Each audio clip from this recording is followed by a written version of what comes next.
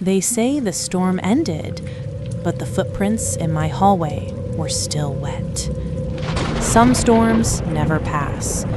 Some storms follow. I used to love the rain. It felt safe, clean, honest.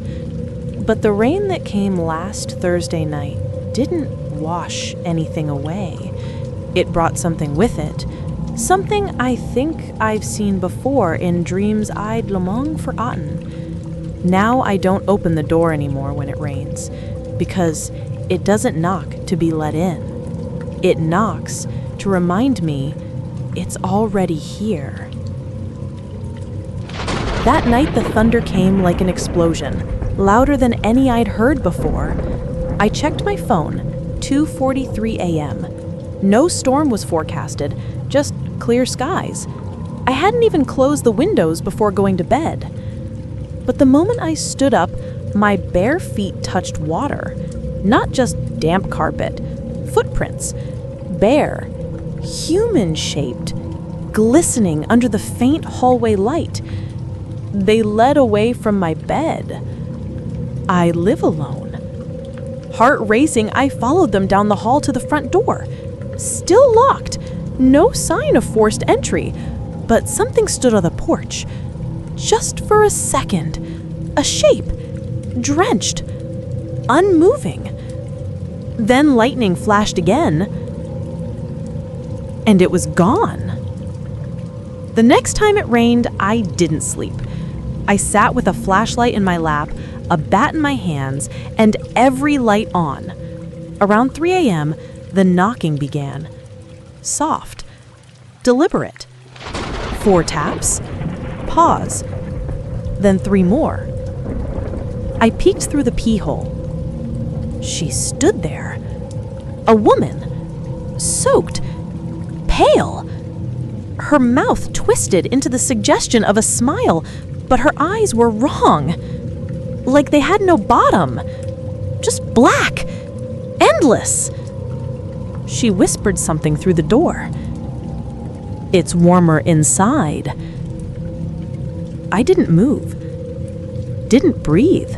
Just sat there for what felt like hours as the knocking slowly faded away. But the water stayed. Pools of it, seeping in under the frame. I left town, tried to outrun it. Drove for 5 hours with no destination, windshield wipers squealing the whole way.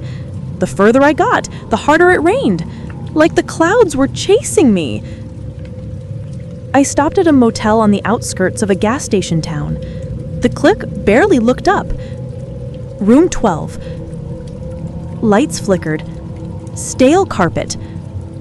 I turned the shower on just to drown out the noise in my head. But when I opened the tap, red water. Rusty? No! It smelled like iron, like meat. And behind the steam on the mirror, I saw something that made me drop to my knees. A face. In the glass. On my side of the reflection. It started with the motion light in the backyard. A small flicker. Then darkness. Then the light again. I figured it was wind, maybe a branch.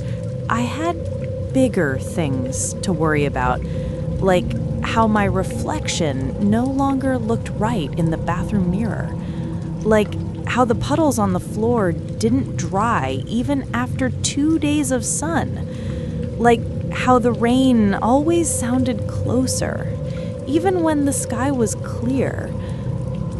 But that light, it blinked again the next night, and this time I looked. There she was, standing still in the far corner of my yard, soaked and silent, the woman. Her long black hair clung to her face. Her limbs didn't move, not even to shiver, despite the cold. She wasn't under shelter. She didn't need to be. I turned on every light in the house. I shouted out the window, but she didn't respond. She was watching. Not threatening, not reaching, just observing. As if I were a puzzle she was trying to solve. I called the police. They came, walked the yard, found nothing.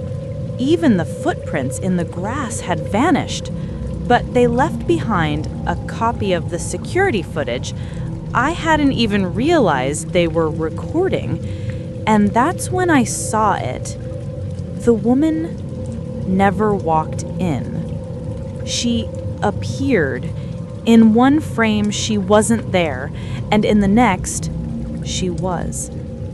No entry, no path, just sudden presence, as if the camera had blinked and she'd used that blink to enter. The cop gave me a look before leaving. "You might want to, get some rest," he said carefully. I didn't sleep that night. Instead, I watched the footage again. This time, I noticed something else.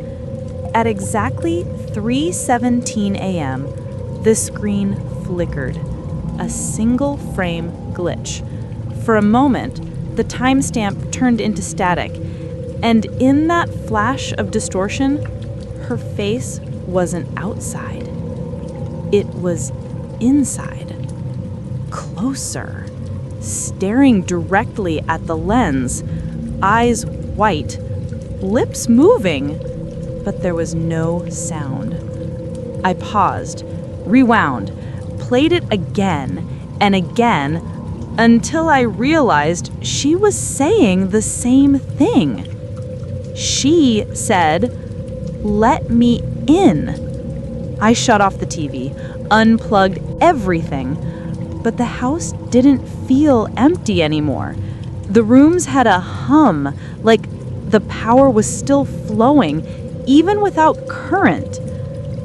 The next night, I stayed up again. Cup of coffee, all lights on, no rain, but the doorbell rang. Not once. It rang 7 times, slowly, patiently, one by one. I crept to the door, heart pounding. I checked the peephole. She wasn't there. Instead, the glass was covered in moisture, as if someone had breathed against it. A message was written in the fog. "I'm inside now." I turned, trembling, and every motion sensor light in the house went off, all at once, as if something was walking through each room, watching. I don't remember the moment I crossed the line, when paranoia slipped into something permanent, but I know it was raining when it happened. I hadn't left the house in days. The outside world felt distant, like a dream I once had. I barely ate. I spoke to no one. I just listened to the dripping, to the humming, to her. She was always near now, no longer knocking, no longer outside. I'd moved into the basement, thinking it would keep her out. No windows, no mirrors, no view of the storm. But somehow, I had become a part of it. The rain didn't fall around me anymore. It fell from me. One night, I stood in the center of the room and screamed until my throat felt raw and useless. And something answered, not with a voice, but with movement.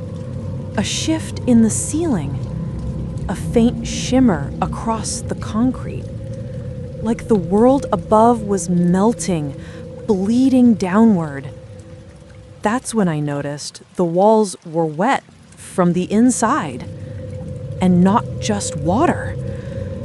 There were shapes moving inside the walls, pale limbs sliding just beneath the surface, fingers pressing outward like they were reaching for something or someone. Me. The rain outside had stopped days ago, but my basement ceiling still dripped. Constant, slow, rhythmic, like a heartbeat. My heartbeat. And when I looked into the bucket I'd set out to catch it, it wasn't water anymore. It was teeth. Hundreds of tiny white teeth, slick and glistening, floating, waiting. I stopped counting the days. The clocks meant nothing now. Light didn't change, rain didn't stop.